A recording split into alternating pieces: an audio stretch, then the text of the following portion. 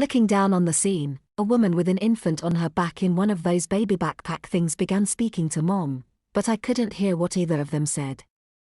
Mom smiled at the lady and the two of them lifted my trembling body and laid it on the changing table.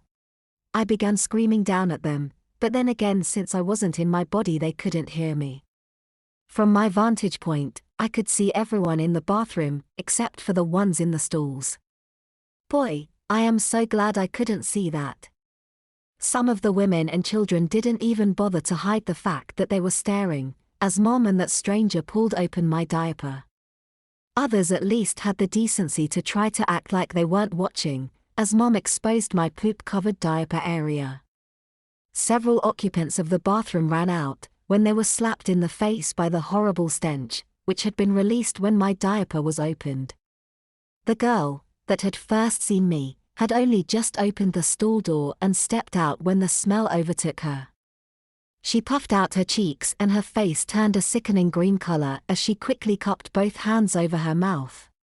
She turned back into the stall and I can only assume that she blew chunks.